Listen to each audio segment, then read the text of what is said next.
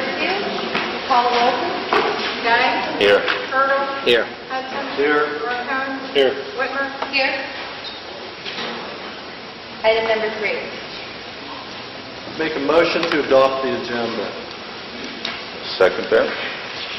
Discussion. Call the roll. Hudson? Yes. Guy? Yes. Turtle? Yes. Marcone? Yes. Whitmer? Yes. Item passes. Item number 4, Superintendent's report. Three things I'm going to talk to you a little bit about. One, the November bond issue. Two, summer improvements, some of the repairs and maintenance. And then some of the building changes and an update as to where we are with that. I apologize for turning this down right in here.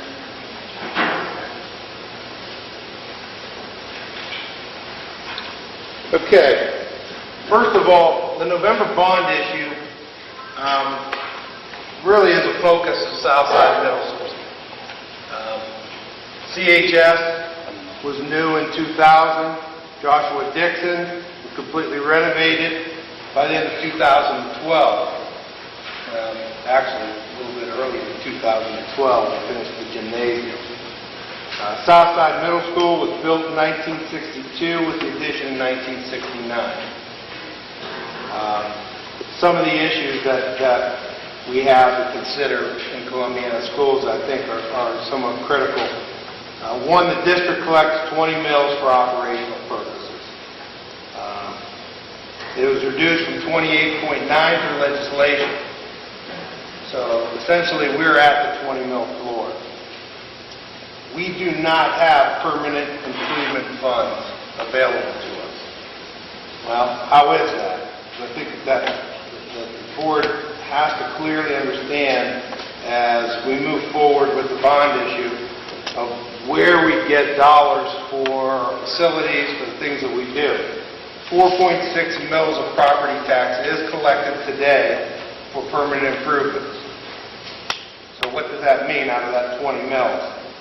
That 4.6 mils is directed for repayment of the high school and now on refinance of the high school and the addition or the changes and the renovation to Joshua Dixon. That alone will chew up those 4.6 mils over what is about 29 years. The refi permitted us to do the renovation of Joshua Dixon.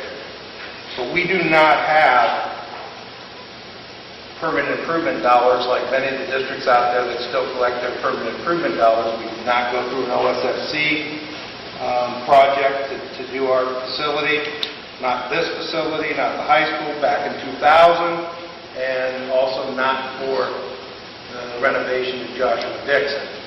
Why? Well, the voter here would have a significantly larger amount than what we're looking at in the bond issue to pass as a bond. They also have to pass a bond issue.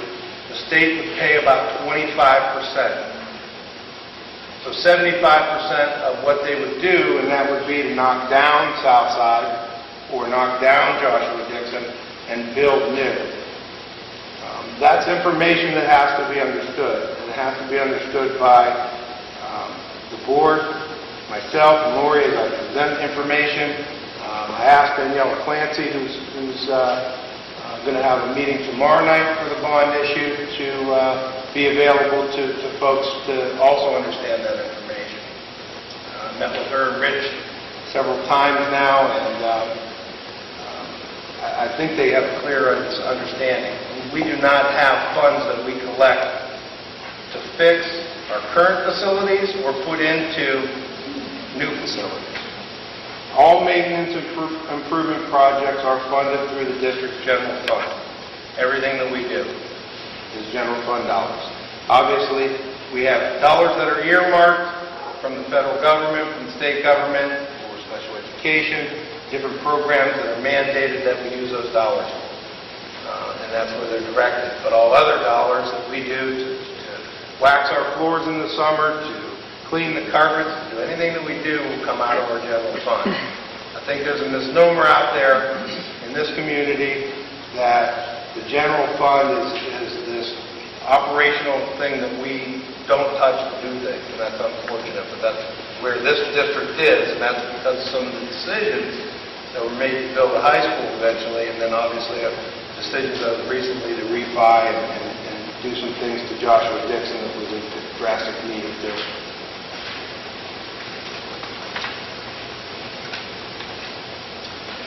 Bond issue, August 7th, 2012, we put a bond issue up. It failed, 967 to 435. Difference of about 530 votes, 32 votes to the negative. 68.97% voted no. Cost of the taxpayer was $18.94 per 50,000 of value of a home. That's actual value. A couple fundamental things, and I know that when Daniela Clancy came on and when Rich Shearer came on, some of the fundamental things that we found that went wrong with that was a special election, that we had athletic facilities built into that. People did not want to fund those types of things in addition to potential buildings or needs because of the restroom facilities that we have out at the soccer/junior high fields. We currently use porta-johns out there, and that's where we still are. That's not going to change because we had to pull that out of the last bond issue. That again is not in. May 7th, we put it up again. We failed 884 to 753. We had less negative voters out on the bond issue than we did the first time, and we had a heck of a lot more positive voters. We lost by 131 votes. And I still talk to folks today that tell me that they're sorry they didn't get out to vote. They wanted to but forgot. It's important to us in the long run here in the district. Fundamental problem with that was that we felt going into that was that the ballot language still contained some of the extracurricular things that were on there. And this next round for November 5th, that language is straightened out. So we have one more opportunity, I think, at going after a bond issue. It's 1.23 mils. We've been unsuccessful twice. The unfortunate part for that is we have a 12.5% property tax rollback that took place in House Bill 59. The downside of that is that it's going to increase the cost of this particular election for us by about $2.70. Doesn't sound like an awful lot, but any additional that increases beyond what we were already trying continues to create an uphill battle for us. There is legislation in the Senate right now. Fundamentally, the reason that is there, I think, is because there were quite a few districts like us that already had ballot language on prior to the budget bill being passed, and that there are senators that have sponsored a bill, and I want to thank Lori, because I know that she probably sent out about 30 emails across the state to senators, and we have about 4 senators sponsoring a bill that will permit districts to have that rollback not take place in the November ballot.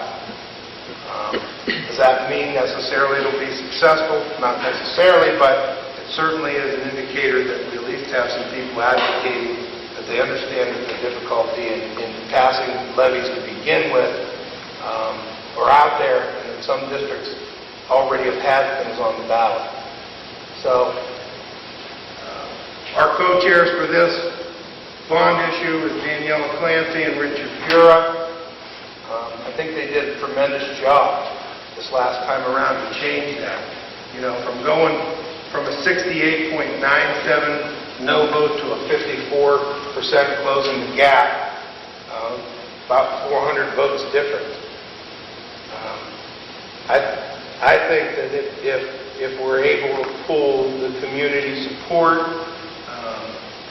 pull the support from this room, there's probably a pretty good opportunity that we can move forward and pass this. It's critical to our future expenditures, to our future revenues, and it's certainly puts us in position to spend money from another resource that we don't currently have.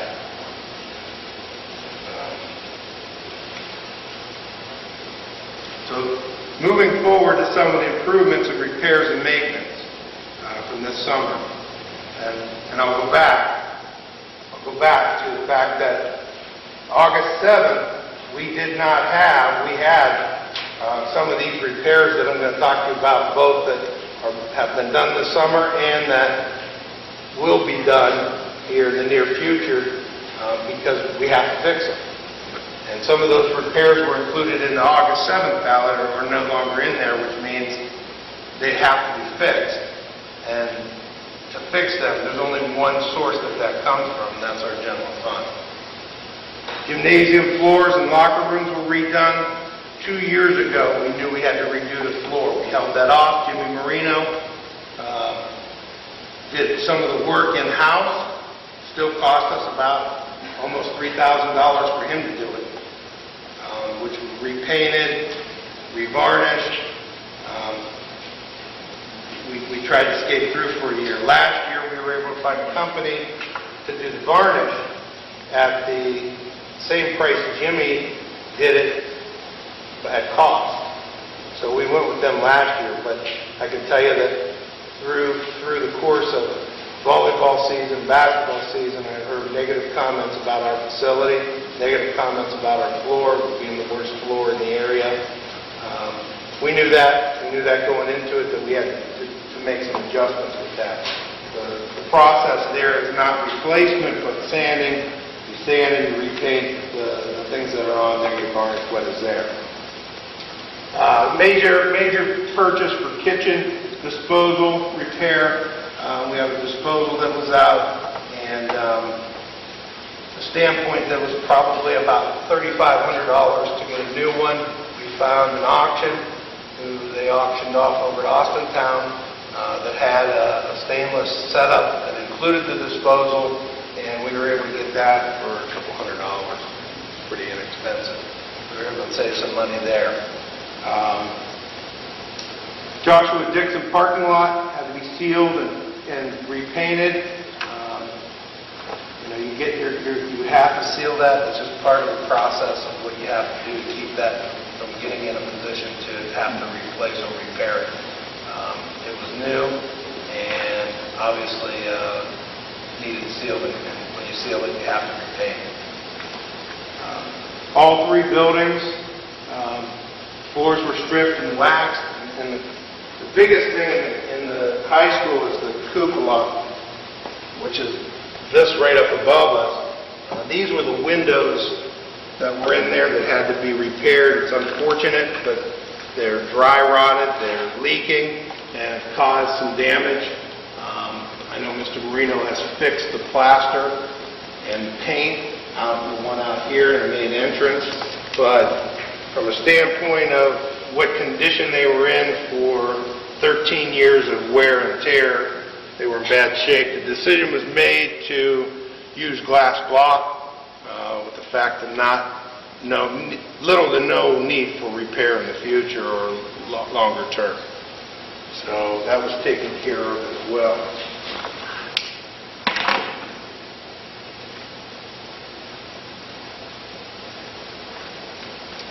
Additionally, we had some key fob down the south side as we were making some changes to the building access there.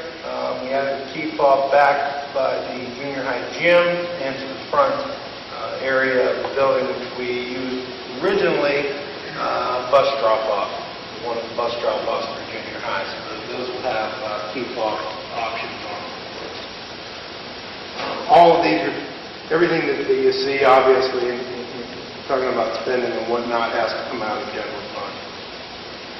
Some of our summer improvements and repairs, we would not have our buildings done to the extent at which they are now at this stage of the game without Jobs and Family Services work program. They provided for us summer jobs for 6 Columbiana students.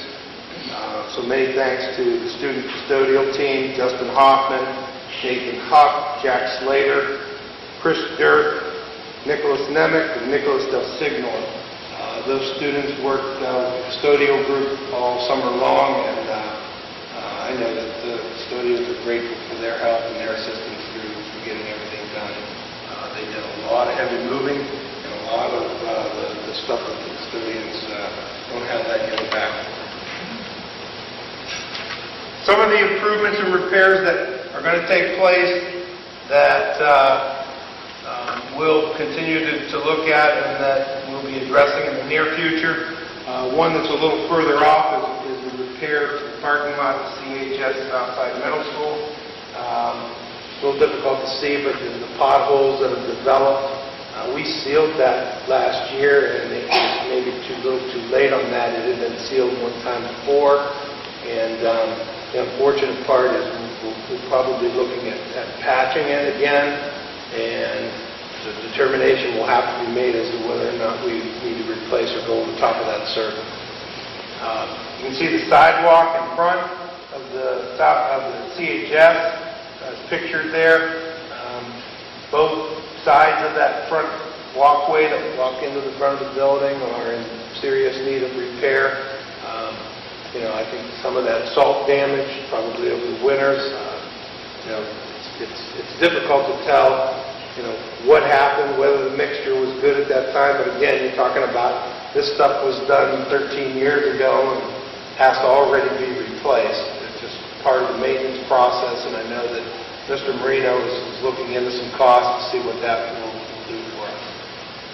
Track, we want to try to avoid a complete replacement. That could go anywhere from $60,000 to $90,000 to $100,000 on a replacement for the track. We're looking at about a $7,000 fix for this year. We're in hopes to have that done here by before winter hits and have that in place. There are certain areas of the track that are completely peeled back. And I believe some of that has been to the wear and tear, the lack of having the proper rubber over top of that for soccer to walk over, for junior high football to walk over, and even track itself. Those spikes tear that up as they walk across that. So currently we have a conveyor belt rubber piece across that, and we're looking for another one as well. So after we repair that, we won't hopefully run into that problem. Again, that's by the entrance. Yet to be done, but will be is the next phase of the custodial work once they finish the building, will be the ceiling tile and the insulation. Ceiling tile in the 1962 portion of Southside Middle School is going to be removed. They are going to do that in conjunction with roof repair in our contract with Roth Brothers. Roth Brothers will go up and repair what we know to be leaks at this point. Again, and I'll say this again, I know you heard this from me. Every time they go up, they cause as many issues as what they repair. But we don't know that until we get weather that shows us that there's additional problems. So we're going to attempt to make some repairs, pull the ceiling tile out, pull any insulation that has been saturated out and replace it with the hopes of not having to worry about water saturating it again in those areas. Eventually, all the ceiling tile will have to be replaced in the 62 edition. Eventually, the board is going to have to consider the roof replacement at Southside Middle School. That's going to be part of the decision that will fall probably after the November 5th bond issue. That's critical for that piece. If that fails, the board has to make decisions as to what direction we're going with Southside Middle School. I know in the past we talked about making that replacement. That cost could be anywhere from numbers that I'm hearing about $400,000 to $750,000. It will be done with the most cost-effective way of replacing the roof,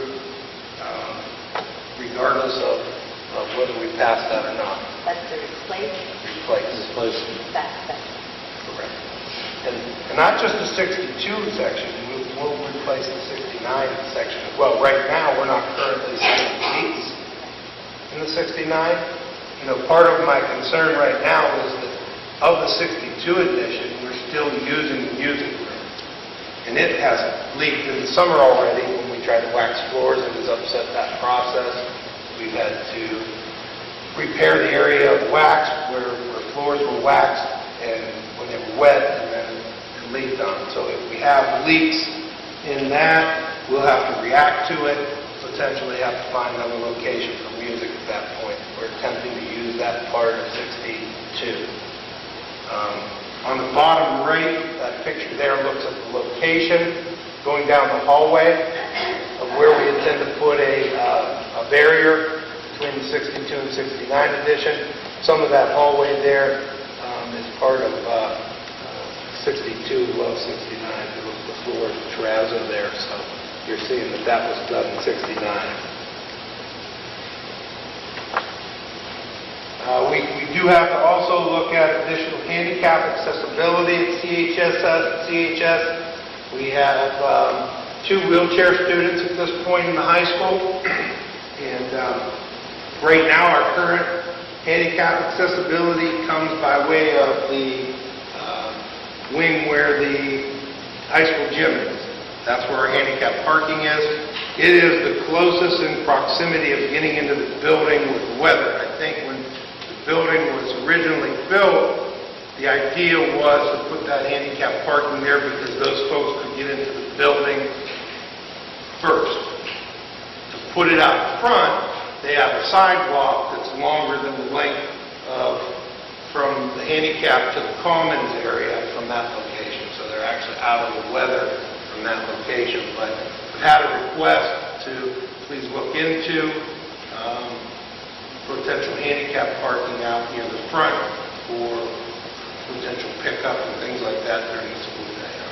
So something we'll have to consider. That would be additional cost. Potentially there'll be a cost to redo the doors in the front of that building because they are not currently handicap accessible.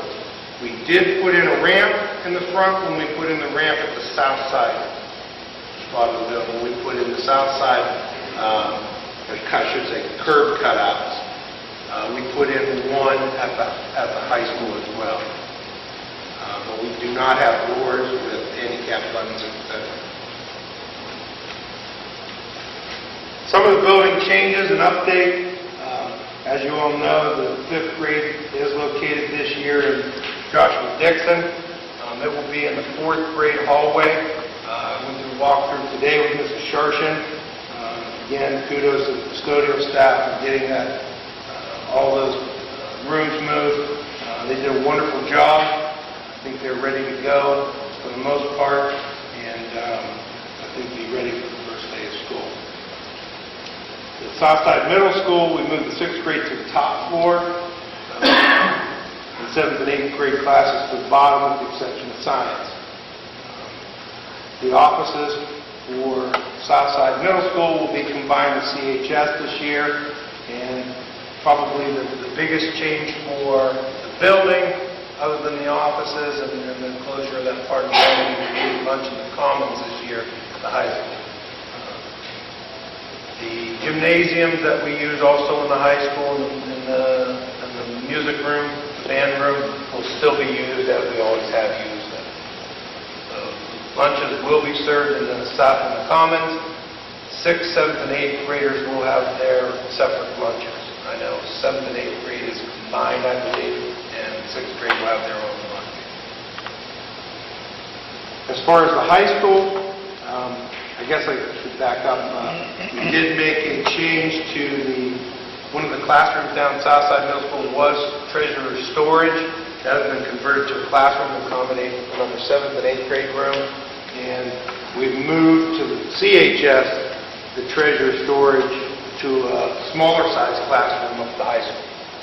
And OT, PT, our occupational therapy, physical therapy is necessary.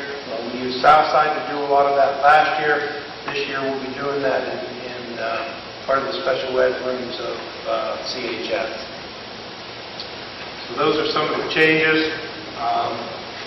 I think overall, considering what we're faced with Southside Middle School, some of the situation in terms of the leaking roof and whatnot, I think we made some great accommodations. I think the custodial staff has put us in good shape, and the principals have really worked to plan to be ready for this year's school year.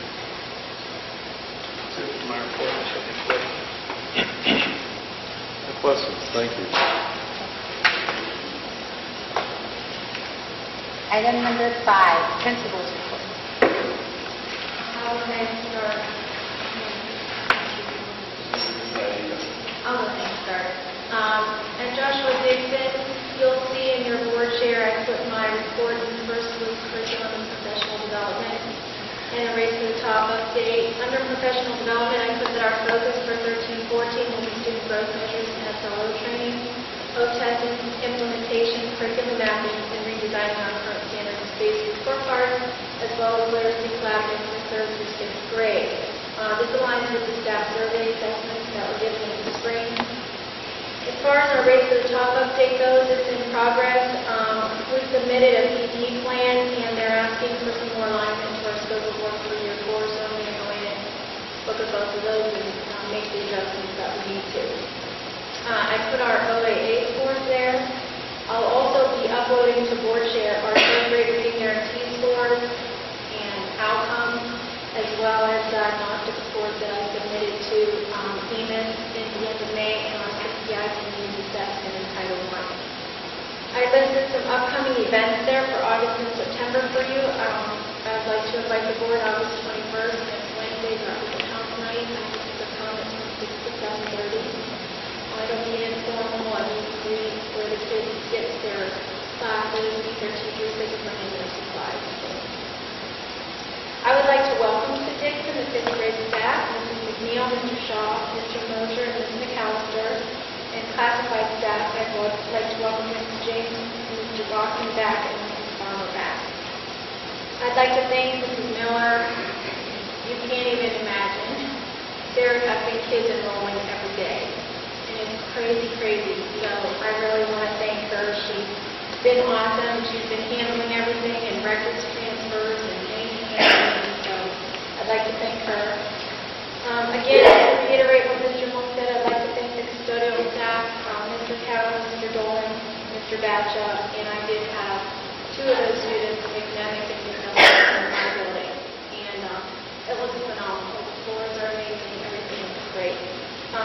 I'd like to take a minute, as I thank custodial staff, Mr. Cowan on this agenda is resigning from his position, and I wanted to just thank him for everything, and I'll miss him. He does a nice job in my building, so thank you. That's my report. Southside Middle School report. Most everything's been covered so far, but just to kind of reiterate, rooms have been relocated. Mr. Mook went over 7th and 8th grade on the top floor, 6th on the bottom floor. Yesterday and today went over flow. I think our flow is going to be is going to work pretty well. There's been some concern about mixing the 6th with the 7th and 8th, and I think we've really covered that. There's not going to be a whole lot of mixture between the two. Last big job, as Mr. Mook pointed out, is the barrier in the hallway. It's not been completed yet. Let's see.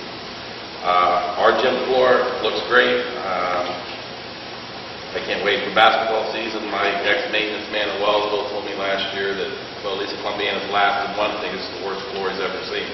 So I can't wait for him to see the floor this year. In fact, he said it was unsafe. So I took a hit last year. I can't wait to put that back in his face. Sports. All our sports teams are up and running, working hard to get ready for the seasons, representing the Clippers. From everything I see, counts have been maintained, and things seem to be going well there. OEA test scores, we passed 9 out of 10. Nowadays with test scores, we look at growth, student growth, value added, this type of thing.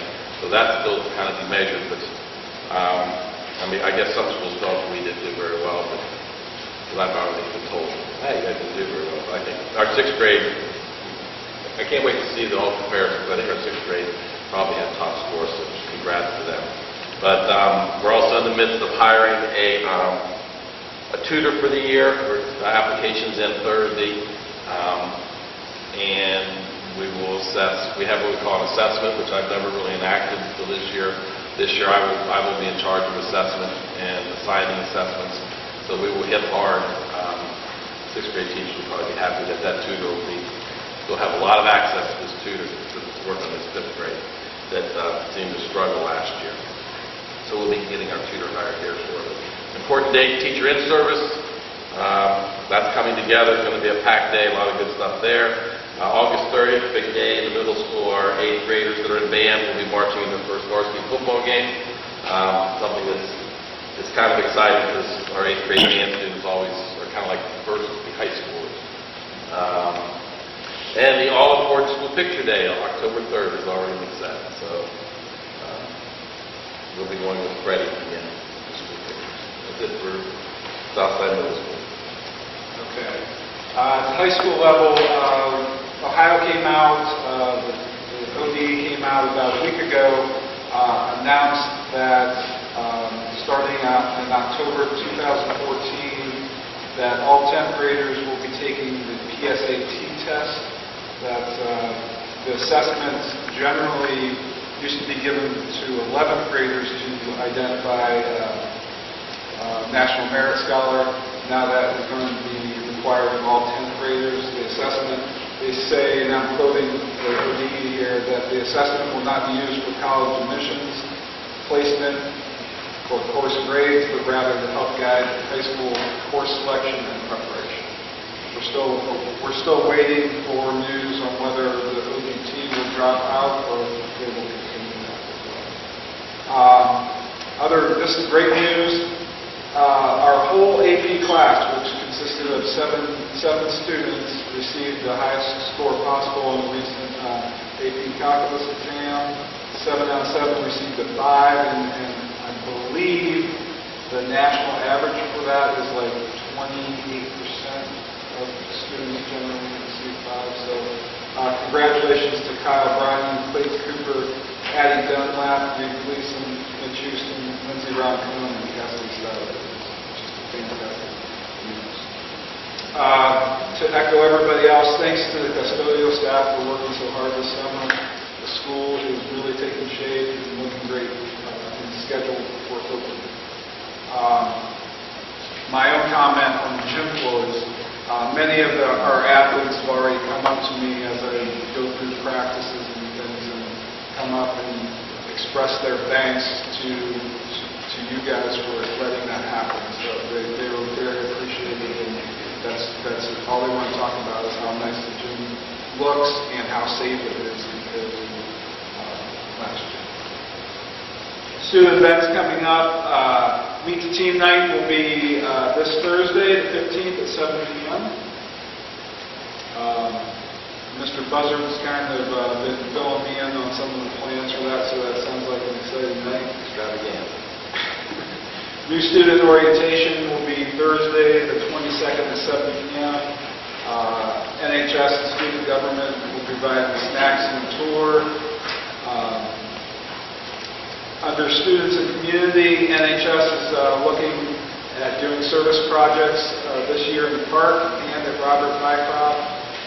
They will continue to work with peer tutoring during study halls during the day, and they would like to also participate again in Big Clip, Mini Clip.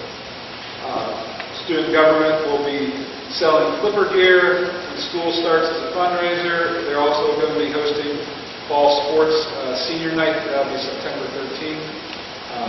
And we'll also be helping with peer tutoring and co-sponsoring orientation.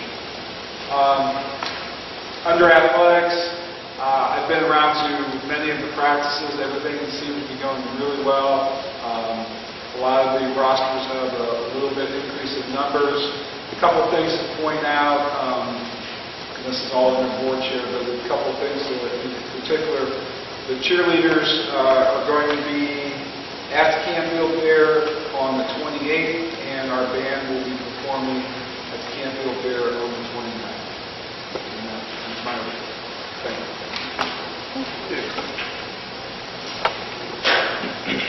Item number 6, public input. First up, we have Wendy Pancake. I'd like to thank you for the opportunity to speak tonight and address some issues that are near and dear to my heart. My name is Wendy Pancake. I am a parent of 3 children that have seen all of their educational years here at Columbiana. I'm a graduate of Columbiana High School and a community member, and I feel education is very important in our house. However, I feel that the process to speak at the Board of Education meeting currently adopted by the board is unreasonable. The policy that you must give at least a 5-day written notice to speak at a board meeting is ludicrous when the board agenda is not available in that time frame and is not posted on the school website. If there's an issue on the board agenda that I would like to address, but I couldn't because I didn't put in a 5-day notice, it's simply illogical.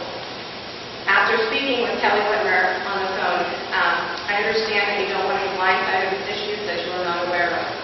However, you are elected officials at a public meeting, and I read the quote at the top of this, that it's not to be considered a public meeting. It is a public meeting. This is a public meeting that we should be able to address our elected officials.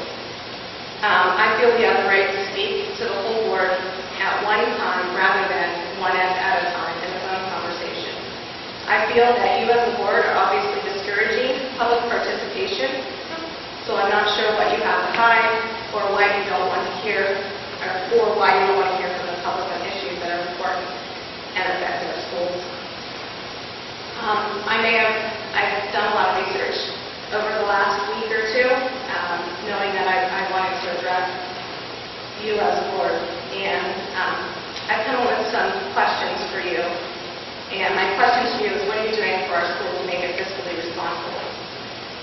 As I've researched, I've discovered some issues that concern me greatly. Like, why is it that our teachers have been on a pay freeze and taken cuts to the benefit package over the last 2 years, but our administrators have not?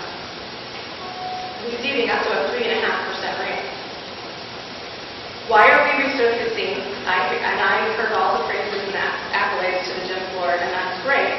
But why are we taking the money to resurface the gym floor and putting new carpet in the locker rooms using general funds when we have a leaky roof at the middle school and must shut down half of the building because of the deplorable condition? If I had to make a decision at my house to resurface my hardwood floors or fix a leaky roof, I'm going to choose to fix my leaky roof before I fix my hardwood floors. Generally speaking, when employees of a school district retire or rehire, it's to save the district money.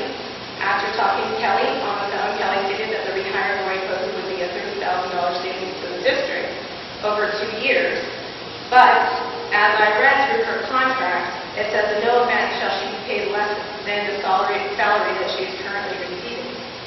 The board will pay the treasurer an annual salary of $83,000.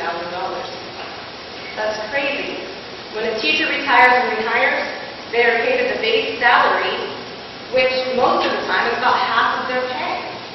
And you want to continue to pay Lori Posey at her current salary while she collects her retirement as well. Is this fiscally responsible? According to Mrs. Posey, we posted a very substantial carryover from last year. However, we are not taking the money to replace the leaky roof or give our teachers a pay raise after they've taken years of pay freezes, but we are giving money to our administrators for raises even while our teachers were taking pay freezes. You've elected to use the building improvement fund to build and make necessary improvements to Joshua Vickers, which I get, they were necessary. But with such an elaborate gymnasium for elementary students absolutely necessary, when we didn't have the money to upkeep Southside Middle School. The condition at Southside didn't just happen overnight. While we were splurging on fixing, we were letting Southside fall apart. Is this fiscally responsible? I would hope that moving forward that the board would be more fiscally responsible, make wiser decisions with hard-earned money of the taxpayers. This is a school. This is a business of education. And I'm asking the board to please make their financial decisions based on that. Extracurricular activities are just that, extra. We need to focus on the education part first. We can't run a school without teachers, and without a reasonable contract, we won't keep hardworking, dedicated teachers that we have. So please, be fair to our teachers.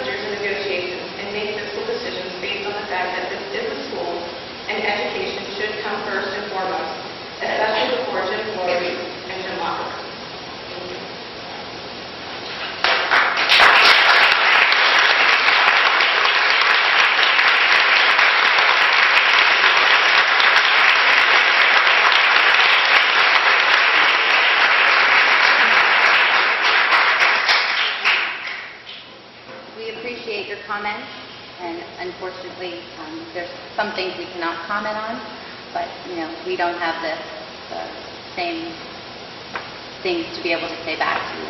Unfortunately, we are unable to comment on some of those. Thank you. Michael Clark? I've been asked to speak on behalf of our parents and on behalf of our children regarding the negotiations with our teachers. Their contract's up here soon. I think we'll all agree that we have some of the best teachers in the state of Ohio working in our school district. Amen. That's very evident just from our school district test scores, our excellent ratings for the last several years, and the number of enrolled students that we have in our school district. As a community, we should be very proud of our teachers for all the hard work to achieve these honors for our community. I have 3 children that attend Columbiana schools. I like to email. As any teacher that's had my children can attest to in this room, my wife and I feel that it's very important to be very proactive in our children's education. We feel it's important to be involved in what they're learning. As little parents, we want the best education possible for their children. We want to know if our children are struggling as parents, and we want to make sure that we can work on those areas that they are struggling with them at home. So I email quite a bit, and we feel that we have as much responsibility as parents as our teachers do in supporting their education and making sure that they are learning. Over the 8 years that we've had children in the Columbiana school system, I can say firsthand that I've seen how much our teachers care for our children and want them to succeed and be successful with their education. Oftentimes, it is late at night or early in the morning that responses to emails come across. So I know that our teachers are putting in countless hours to make sure our children receive the best education. For the first 2 years of my son's education, my wife and I knew that our son was having difficulties. And we addressed that many times with his kindergarten teacher, his first grade teacher. And we were told that those were normal developmental delays. But they did everything possible to make sure that my son was put into Type 1, that he had speech therapy. They worked with us to make sure that we could address our concerns. We were also told that many times those conditions aren't known until they're in the 2nd grade. And it was during the 2nd grade year, during a meeting with Mrs. McClishan at Nevin, that Mrs. McClishan was able to identify and suggest that our son had an auditory processing problem, or felt that he had that condition. After private testing, it was confirmed that Mrs. McClishan's observations were correct, and that there was diagnosed with an auditory processing problem. This year we had many meetings with Ms. Evans, Ms. McClish, Mrs. Sharshan, along with email back and forth to make sure that Noah was becoming a successful student. Mrs. McClish and Ms. Evans were able to adapt to how Noah would learn more successfully as a student. They also provided us with ways to work at home with them, giving us many suggestions on items that we could use to improve Noah's learning and comprehension. They also provided, over the years, other teachers like Mr. Stahl, Ms. Visengardi, and Mrs. Bontekin, Mrs. Oge, and Mrs. McNeil, and Baylor, and Mrs. C, and Mr. Moser, they addressed our concerns through email and meetings any time that we felt we needed to discuss them. Each teacher has played an important part in Noah becoming the successful student that he is today. I'm proud to say that he has been on the honor roll each year from the 4th grade. And I feel that this is because of the teachers that have worked with him over the years and their dedication and willingness to work with him, my wife, and myself. I've also seen the same thing with my daughter's teachers over the years. Teachers like Mrs. Miller, Mrs. Strohecker, and Mrs. Gorby have been quick to respond to emails, concerns, even in public places like Walmart. They have always been willing to meet with us and need and to address our concerns. Sent home extra assignments that they felt would help our children if they were struggling. I know that as a board, you see the value that each teacher brings to our school, the role they play in making our district such a success, and to show our teachers how much we value them. I would hope that they can start this year and know that they have a contract in place, as do many of the parents in this community. I know that our teachers won't ask for anything that would hurt our district, just as the board and the community have the district, have our best interest in concern. I would encourage both sides to come together and give these teachers the contract that they deserve, and that they can go to the school year with a peace of mind, know that they have the support of the board and a contract in place so they can go to work on important things in their future. Thank you.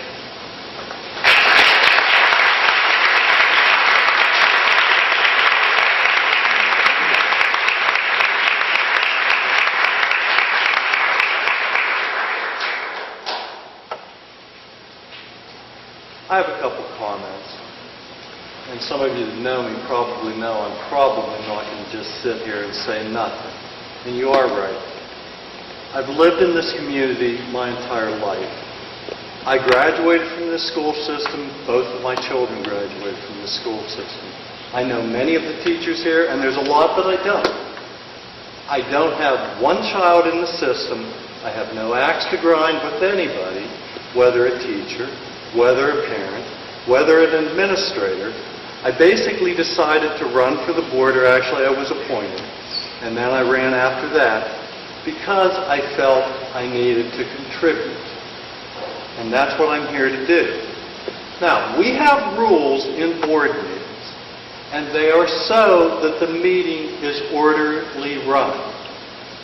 We will listen to any and everybody that wants to address us. All we ask is that they give us a little bit of notice. Now, your comment, Mrs. Pancake, as far as you should be able to comment on the agenda, quite frankly, that's something we hadn't thought of. All we're trying to do is make sure that whoever wants to participate and make a comment can do so. We just want a little bit of notice so we know what it is. Just so everybody understands, public comment means just that, comment. It's not debate. That doesn't normally serve any purpose whatsoever. You want to address us, anyone has that opportunity, that's fine. That's what we're here for. But it doesn't mean that we're going to debate every action that has been taken in the past or that we might take in the future. A couple of other comments. First of all, there is a carryover balance. That is absolutely true. It is not a carryover balance that was built up last year. It is a carryover that was built up over several years. Now, what we do with it, it's part of the general fund. And unfortunately, the general fund, I think you understand from Mr. Mook's presentation, is where this district gets its money. We don't get a lot of federal money. We don't get a lot of state money. There's a lot of districts adjoining us that get both. We don't. So unfortunately, it's the taxpayers of this community that support these schools, or choose not to. In every decision we make, we've got to make that something that we're thinking about all of the time. We can't ignore it, because I'll tell you what, if we do, when we go to the ballot box, we're going to get a rude awakening of what somebody else thinks. As far as the past comment, or the past contract with the CEA, the atmosphere in the state of Ohio in public education today and 2 years ago is like night and day. I've been on both bargaining teams, and so I can speak from experience. 2 years ago, in case anyone forgets, we had what was called Senate Bill 5. And I'm sure most of the teachers remember what it was. I do. I didn't necessarily agree with a lot of it, but it had been passed, and it looked like it was going to be the law in the state of Ohio. As a result, our board made a couple of decisions. One, we extended the contract. Two, we moved the date of negotiations up so that a new contract could be agreed upon before the effects of Senate Bill 5 were felt by everybody concerned. Now, 2013 is a different year. I understand that. But when you're commenting about what the teachers received, this was a whole different atmosphere in 2011. Is our fiscal condition a lot better than in 2011? That is something that the treasurer can address. And as a board member, I rely upon what the treasurer provides me. Do I look at it blindly? No. Do I know what the district spends? You bet. That's my job. Now, if somebody wants to comment about that, that's fine. If somebody wants to run the next time I'm up for election, fine.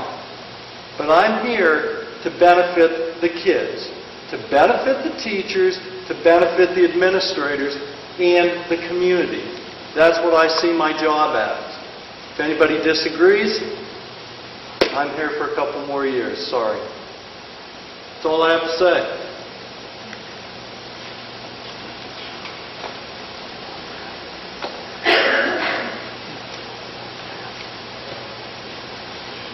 Item number 7.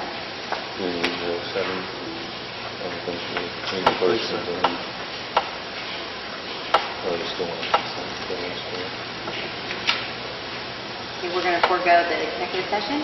Item number 8. I make a motion consent agenda. Items 8 through 30. Second? Discussion?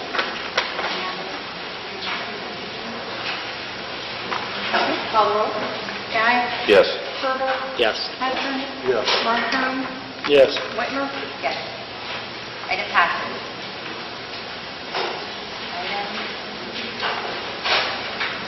number 31, President's Report.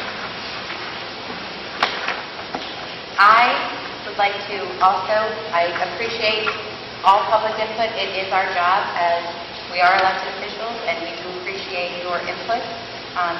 I also myself, most of you know me in this room, I have 3 children, have had 5 children, and have been in the district, 3 that are still currently in the district. And I have personal relationships with a lot of you teachers out there and a lot of you parents out there. And unfortunately, in this day and age, it all comes down to the dollar. No matter how much anybody wants to say differently, that is the unfortunate case. And unfortunately, there's never enough dollars for everyone. And I myself know, as a parent in my house, I have to make decisions for my house. And as a community member and as a board member, I have to make decisions that are the best for the district as a whole. And I think the misconception that, we are not, that we're not willing to work on a contract and not give our teachers anything is totally a misconception. And I do genuinely feel that we're going into mediation, and that is something that needs to be, we need to let that process happen. And that can be a tool and can be an asset for both sides. So let people talk to people. We all care about each other. We care about our community. We care about you guys. We care about our schools. Let's make it work. Let's make it good. Thank you. Item number 32, OSBA Legislative Liaison Report. No report. Item number 33, Columbiana County Career Center Board Member Report. Career Center Board met for July, and basically what is going on there are a couple of projects where actually the restaurant is now being renovated, a science classroom is being updated. Other than that, not too much going on for the July board meeting. Item number 35, date of next board meeting, Tuesday, September 10th, 2013, 6:30 p.m. in the High School Media Center. Item number 36, Move to consider an executive session for the employment dismissal or compensation of an employee or investigation of charges or complaints against an employee, possible litigation, and matters required to be kept confidential by federal law, rules, or state statutes. I'll second it. Discussion? Call the roll. Irvin? Yes. Ronco? Yes. Whitmer? Yes. Guy? Yes. Hudson? Yes. We are in executive session.